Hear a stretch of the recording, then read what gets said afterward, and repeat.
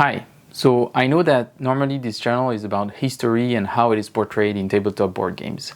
And the game that I'm going to cover today is a bit in a gray area, you could say, as it's not really specifically depicting an historical event per se. Crescent Moon, which is the main that I'm going to talk about, this game here, has a few particularities nonetheless that I think makes it interesting for us to talk about on this channel. The first one is that it uses a somewhat historical context in the theme that it's portraying, and the context is medieval Middle East history. So that's the first thing. And the second thing is that it's a highly asymmetric game that is quite reminiscent of other games that we're talking about on this channel. And Osprey Game was kind enough to send me a copy, so I really thanks them for that. And after a few plays, I realized that what would be interesting to approach this game and talk about it is to invite a few people that I think would be interesting to discuss with about the game itself. And the people that I invited are people who are involved in the design of coin games. So the series by Volko Ruhnke that is published by GMT. And the reason for that is because of that asymmetry and the way it portrays two kinds of influence on the board, the military one and the political one. So what I did is I reached out to a few people. The first one was Joe Dewhurst. Obviously, I always call Joe first. So for those of you who don't know, Joe is the designer of the Pure Land that is currently on P500. The second person that I reached out to was Steven Ranganzas, that you also might have already seen on the show because he's the designer of a multi-pack coin game called The British Way, but also the designer of an expansion for Fire in the Lake called Sovereign of Discord. Those two are also in P500. And then the third person that I reached out to is also someone that you've seen on the show quite a few times, Cory Graham, that I enjoyed playing with a lot, but has also been participating in the design of Vijayanagara, also on P500, that takes some elements of the coin series to transpose them in a different setting. So note that that video was originally supposed to feature Volko himself, but apparently time zones can be tricky, so we didn't have Volko on that specific show, which is a bit of a shame because it would have been interesting to have his perspective on the game, both as coin game designer, but also as a Levy and Campaign game designer, because Levy and Campaign, the newest series that he created, is also really focused on the medieval era, which is what we see in Crescent Moon. Anyway, it was really interesting. I was a bit frustrated that it was only a 4-player game because one of the things that came out of the multiple play that I had is that I think that 5 players is probably the optimal player count. But nonetheless, it was an interesting game, and then after that we debriefed. And what you're going to see in this video is that debrief. So it's not a polished discussion, it's not a review or something like this. It's just 4 persons that just play the game and they are sharing their thoughts. What's interesting is that those people come from an interesting perspective in terms of design, because they are involved in design and they are specifically involved in asymmetric wargame design. If you want to see a review, what I would recommend is to watch the review that was made by Sam on the channel Lord of the Board. Sam is doing some amazing review. I love the way he talks about board games, and I think he does a way better job than I could ever do doing those things. Sam's video just is great, a great watch, so I would definitely recommend and watch that. So I hope that you'll enjoy this discussion. You're watching Homo Ludens, the channel on history and board games.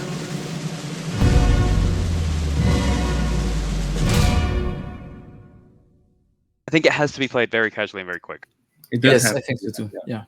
It's the Joko thing. You don't want to think about it too much. Yeah. I think that because there's not that big of an action economy, but there is a lot of options and a lot of details. And I didn't even feel like it was worth it to engage with a lot of it. And it might just have been my faction, but it's just like if I only have 4 things and I have to grab all this control, I don't frankly have time to buy cards. And at least on one of the turns, I didn't even have money to do it. And then there's a little bit of this issue where if a lot of these things are hidden, like the amount of points you have, then it makes negotiation a little pointless because I don't really know if you're ahead of me or you're behind me. And so then should I really be helping you? Do you feel like the fact that they are hiding the victory points is to prevent the king-making mechanic that you have in other games where you have full transparency or open information everywhere? Because it's something that you see in a lot of coin games. For the last propaganda, sometimes you can take an action. It's like, well, if I do this here, this guy is going to win. If I do this here, that person is going to win. And this is actually a bit removed because if you're playing it casually and not really following exactly the points and just have a general sense, it forces you to just feel who's more ahead, but not having a full conviction. I think they're encouraging you to play that kind of fast and loose Yeah. way, which frankly like is how you can play coin as well, and how you probably should. You absolutely should. I agree that you should play it that way. I actually think that this is worse though, because one of the arguments is when you don't know where people score. I was actually playing Everdell, which is a little bit more opaque about what the score is the other day, and someone was building their engine really quickly, and then people were doing things that almost blocked them, and they were actually in last. And something here too, like, if I had that really big first turn, but if you don't really know what my score was, because I didn't even announce it, for instance, so like the most Vegas, you might be, for instance, ganging up a guy who's actually in third or fourth. And so this idea that like when you don't know that you don't have this kind of more transparent thing, you might essentially be attacking the player that's already feels like they're not doing well. Yep. Yeah. And it's kind of opaque. Whereas in coin, it's at least transparent that I can't lie to you. Or I can't be like claiming that, oh, look at how well I'm doing. But that's the thing. I don't think that you can really lie in this one. It's just that you I guess the idea is that you don't know exactly. You have a sense of where people are, but there is a range of error. But you easily could know exactly. Someone like MB could know exactly and would. And that's the problem. Yeah, you have some players that would know exactly, and it creates a weird asymmetry between people that are able to keep counting in their head what cards they have in their hand, how many exactly victory points do they have, and it creates a bit of an asymmetry between players based on something that is not casual at all. But maybe you shouldn't play a game like this with someone who was a professional poker player. Maybe that's just one thing. It's a little bit more opaque even than that, because it's one thing about knowing how many points you've already gotten, but I didn't feel like I could really even calculate how many points you guys were gonna get. Yep. Because I didn't, because of the thing we joked about before the stream started, that you don't even have the victory table on your booklet. It's on everyone else's separate one. That like I had a rough idea of what you wanted, Fred, but I had no idea whether you were gonna get 6 points or like 12 points. Yeah. And so that's the kind of thing where like not only is I have to remember how many points you got on turn 1, I don't really know how many points you're exactly going to get on turn 2 or 3 as they're kind of coming out. And so it just makes it very unclear about like I had no idea, especially as Joe got his in these little dribs and drabs instantly. I had no idea how many points Joe had. But I would say that maybe not be a feature of the game itself, but more a feature of how the player aids are made. And that's maybe a different kind of criticism, I would say. And that's also, and we were discussing before Joe came on the stream and before he started playing, that I feel like there was enough space on those player aids to at least have an indication of how the other faction are making their victory points. Yes, because it's something that is, for me, is key that you have in a coin player aid, and I think it's super important for the dynamic of the game. That for me is a bit missing here, but I have less problems with this unclear lack of clarity on the victory points. I wasn't really bothered by it. I think it feels a bit artificial, but in a way, I kind of get what they were going for, and I think in the end, like for example, for our last couple of turns, we couldn't do a king-making thing because we weren't exactly sure how many points each person had, which I think is the intended experience. I might be wrong on this, of course, but I feel that was good because if I was playing with the three of you and we were playing a con game, I know that those last few cards before the propaganda card, the only uncertainty would have been when is the propaganda card is going to come up, but all the rest would have been dealing extensively. It's like, oh, but you get 1 point for this, I get 2 points for that, and that would have been, and it makes the game really like we're just negotiating who's winning in the end. Sometimes it feels like this. So yeah. But apart from that, how did you feel about how the different faction felt, like the asymmetry and all? I enjoyed playing Warlords, and I enjoyed this thing where I can put this, like, possibly I could have built up more slowly, putting this influence down, and then done a huge kind of uprising in one go. I didn't do that. I went more on a rampage from one place, and that was interesting, and stuff like that. And this like crucial crossing was fun to take, and then spread out into the lowlands. That felt kind of interesting. But yeah, I can see that might be, I was playing a very active faction, and maybe that's less fun for other people. Yeah. And that's kind of the problem I had. Like my entire game is build, maybe fill up my cards again, build. It's the same problem that Steven had, right? And then I can't really compete with you on combat. I only have 6 combat units, and they're incredibly expensive to get out. Yep. Yeah, and it's the same thing, especially once you had that siege tower that made kind of my fortress strength, which is the one advantage my faction has. Yep. then it just felt like I was building up forts for you to destroy and get points. And it's just like, what was I supposed to do? Like to counter like what I was hoping with this game, Fred, at the very beginning is you're like, you play this and then you kind of know what I could have done better, and then I want to play again. Yeah. My play of the Caliph this time is I have a pretty good idea what I was supposed to be doing, and I got completely steamrolled by Joe, and I don't think it would have gone much differently unless Joe like gets distracted in the next thing you play. And so like I think that what I would do next time is, because I had that strong first, I read my objectives and I did my strong first turn of just building, kind of, it's either building your castles and then trying to get influence there and trying to have a connection. But it's pretty hard to get units out, and then if he gets the right cards, I'm kind of screwed. So I would say one thing which I think is quite interesting is that when I'm hearing all of you, you feel like you did what you could, and in the end you couldn't win. And that's my third game, and in these three games, each time a different faction has won, which I think is quite interesting. So I saw the Caliph win and really well, like while focusing on their year one objective. But then again, to your points, in another game, the Caliph did well, but another faction did better on turn one, and it really feels like, you really must be careful not doing too well on turn one, because on turn two you're going to get smashed, definitely. But then I've seen different factions win each time, and I played the Merchant 3 times because I wanted to not to think too much about it, so wanted to see how the game goes.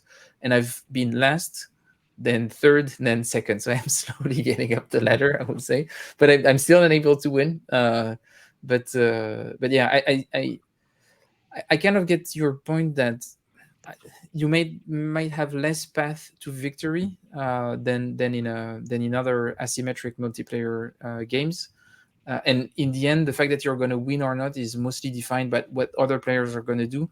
And in that sense, it feels a bit like Pax Pamir, that you can you are really dependent on what others are going to do to see if you're going to win or not. In a lot of ways, I feel like Pax Pamir, especially 4-player, it's more the other players playing you than you playing the game. I don't know if you see what I mean. Like you were, Oh yeah, and I think that kind of goes into like, this feels kind of like you started up a game with slightly different rules mid Pax Pamir, right? It really feels in a lot of ways like they looked at Pax Pamir and was like, how do we make this a little more approachable? I don't know if they really nailed that, but that's really what it feels like to me. Because it's got the same vibe, the same kind of flow. And then I agree with you. Like you're not really playing your faction. You're kind of trying to play everyone else. What do you think of kind of, because one of the like big advantages of multiplayer games is like the social aspect. What do you think of the negotiation and player interaction? Because I basically didn't interact with Cory, and I didn't really have any opportunity. I mean, I could have moved into like one space, and that would have been our extent of our interactions. And then my interactions with your faction, as far as I can tell, often is like, do we want to do an influence contest, and are you going to stop me or not? And like, because in other words, like you didn't really have a lot of units for Joe to kind of steamroll over even. So from your 3 plays, have players been like starting to negotiate if you play with the same group, or did you notice like a lot of it more interaction than we had in our game, or something like that? So the trend that I saw in the games that I played is that usually year one is pretty calm in terms of negotiation, and then end of year one and beginning of year two, it starts to become pretty negotiation heavy, but not too heavy in the sense that you cannot negotiate for a lot of things, and most of the negotiation turns around the Murshid or interaction with the Sultan's market. And that's the thing, is I feel like you do have it creates a space for negotiation, because the map makes it so that everyone is in each other's space really fast, so you have to negotiate and discuss, but the spaces in which you can actually negotiate are pretty limited, and this is why I really wanted to play 5 players, because I think that the Nomad coming in probably opens that a lot. And I still feel like I haven't really played the game because I only played it 4-player, and I think that as soon as the 5th one is going to come in, I think that the negotiation part, it might shine there. And that's the thing where I'm still a bit uncertain on that, because it gives me a sort of a Dune feel in a very compact way. But I feel like it's missing something, and maybe the thing that it's missing is actually that last faction. Yeah, and I know that for you, for example, Cory, negotiation is something that you quite enjoy, and a bit of chaos and stuff like this. How did you feel about this one? Do you think it was missing, or would you have liked more of it? I would have liked to see a lot more of it, and I Yeah. think you're right. It's the Nomad faction that brings it in, because Assault's negotiations pretty much like, all right, you're gonna pay me, and then either yeah or no. Negotiating with you isn't really negotiating; it's making an offer, and then seeing what you do. Yeah, but then I think the conclusion to that is that, in a way, it's a game that shouldn't even maybe be 4-player. Is maybe to try the game and experiment with it, but the real experience might be the 5-player thing. And what they are offering is not really necessarily an accessible game, but an accessible grand game, like an accessible Twilight Imperial, an accessible Dune, in the sense that it's not too complex. You do have all of those negotiation and high player interaction in a very compact format. Maybe that's what they're going for. And 4-player is just, yeah, you can do 4-player, but maybe you should only play 5. I'm not sure. I'm sorry, are you telling me that Twilight Imperium is not accessible? I'm not saying that it's not accessible. I think, to be fair, that the rules are not that complex. I think that what makes it inaccessible is the footprint, and in all the sense of the footprint. Like, it takes a lot of space. It is extremely heavy physically, and it takes a huge amount of time. Yeah. I was just going to ask that, like, because like it seems like the footprint and the time playing here is accessible, and maybe the limited number of actions. But if you add a 5th faction, won't it just make it less legible to the player? Because like it's another person I have to worry about knowing how he's going to win and not really knowing what they can do. Because I mean, that's one of the reasons why people I think have been reluctant to do a 5-player coin game, is that it's already hard for a lot of people to understand 4. And so if we add in a 5th faction, then like, is it like, because the number of actions per turn you have don't increase with the 5th player, right? Nope. Yeah. So I don't really know if I've only hired mercenaries once. And so if the big thing is about bribing and hiring mercenaries, I still only have 12 actions, would I really be talking to that person that much? Well, so, I think one of the big things there is the bribing mercenaries with a Nomad can be significantly cheaper than on 4-player, because it's a number of coins that you agree on. Yeah, so it's like buying a card from the Sultan's market. You agree on 1 or 2 and a specific cost. So actually, you might have a lot more mercenaries on the board. But you're right around how readable is the situation, where it's unclear the number of victory points. It's unclear how each faction are earning those victory points, and you have a 4th player to think about. Especially in a game where we agreed that it's the other players playing you more than you playing the game. I think it might be interesting to, I don't know, but I would like to try it for sure. But I think it's occupying a really interesting space, and yeah. But I was thinking, what did you think about the theme, or more than the theme, the aesthetics? I would say, because I'm not sure that it's actually a theme; it's more an aesthetic than. If you see what I mean. What did you guys think about that? I think that's the biggest strength of the game, actually. It's like I think I can quibble about some of this other stuff. But I think that those first 2 paragraphs are actually the strongest part of the game, which is that where they're like, essentially, that we did our homework, and I don't know if that's true. I don't know enough about the period and things like that, but they at least claim they have like a consultant and things like that. We did our homework to get the aesthetic right, so we can have a fun game in a historical aesthetic that's still not problematic, potentially. At the same time, I like that they were very honest. Like, it's not educational. But then at this, to be fair though, like all of the games that I feel like in board gaming that are using a historical aesthetic are either problematic because they're colonialists, or like World War II or U.S. history. Yeah. So it's nice to have a different regional history, something that is both not problematic because it's not just something that's pasted on with no thought, and at the same time though, like I think honest about the fact that like this is not trying to be like an educational thing, and people can have just fun with this and kind of appreciate what they see.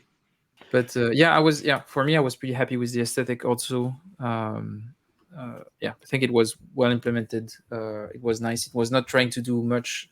Like, I think it was really being honest in the way it was addressing the historical material.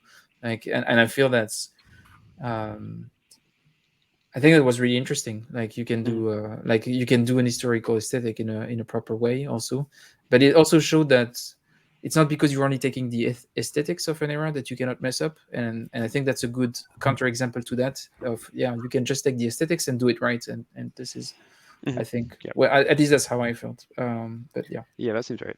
Yeah, and I pretty much agree with Steven, right? Like, I think the aesthetic is by far the strongest part of this game, and it's something that we don't see nearly enough of, right? It's not American history, it's not World War II, it's not Napoleonics, it's not colonialism. Like, all that makes this kind of a win in my book. Because sometimes I'm worried about with the colonialism stuff that people will kind of take a very superficial understanding of what the problem is there, and the response will be we should only do the safest possible topics. So every game will just look like Undaunted. So, and you won't ever which is like horrific. Like if we essentially just like make every game look like what is perceived to be safe topics in a U.S. like a predominantly white U.S. context, that means you're never gonna like attract other people to the hobby, because there's definitely people I can think of that would not have any interest in playing Undaunted, for instance, just because of the theme, but they might actually want to play this just because of what it's at least layering on the gameplay with. And it's and actually that's a really good point, because I know that since I received the box, I had quite a lot of people that were interested in playing it just because of the aesthetics, because it felt like something different, something that they might feel closer to in my different gaming groups, and it feels like it's nice to have something different to offer, which I think in a way Pax Pamir was also doing, even if it actually portrays colonialism, so that's or imperialism at least. But I think this one was really, I really like that about it, and I think that the artwork is pretty cool. Also, I think it's really well made. The box is beautiful. The illustration on the cards have a really distinctive style, but I think I kind of like it. I don't know. It's very different in a good way.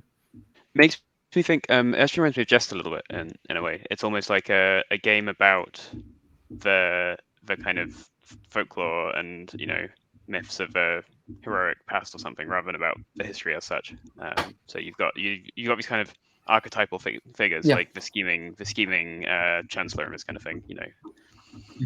Yeah, I didn't think about that, but now that you're saying it, I it's true that there is a bit of like in terms of the ambition or the approach to the historical material and how it's implemented in the game, it does share a lot of similarities with Jest. I didn't think about it, but it's a really good point. But it's doing different things. No, I mean that's only a very loose kind of impressionistic connection. Absolutely. But I think that's a really good point. I didn't think about it, but I think you're really onto something. That's true. That's true. I would say that Jest is closer to the source material, because you actually have identifiable characters from the folk tales and everything. And it does make a point, at least tries to make a point about the folk tale itself and what and how it has evolved over time. Whereas I don't think that's the case here. But still, you do have the archetypes, and it's playing around more like a material in a loose way. I think that's true. Should we wrap it up here? Any final thoughts? Yeah. No. No final thoughts. I'd be happy to try again at 5 players sometime. And I'm happy to play a boring faction. That's fine. Okay. But cool. I'm also super happy to play it again. And I must say I have had a lot of fun with the game overall. So I think that would be pretty cool. And let's try to organize a 5-player game at some point. But thanks for trying it. And I hope next time we'll be able to play 5 to see how it goes with the normal. Cool. Thanks everyone. Bye-bye. So I hope that you enjoyed that discussion, and I'm sorry if it's a bit unstructured, but I think there is a lot of interesting points that came out during this chat. So I hope that you find it interesting. If you did enjoy the content, please remember to like, share, and subscribe. And of course, if you have some questions, post them in the comments. I usually respond all of the comments as soon as I can. If this video does well enough, what might be interesting is actually to do a live playthrough, as I usually do a bit irregularly on Sunday nights, and I will try to have 5 players this time, and maybe I can convince Volko to come, so I will let you know. But we'll see how this video does. But I would say thanks for watching, and see you soon.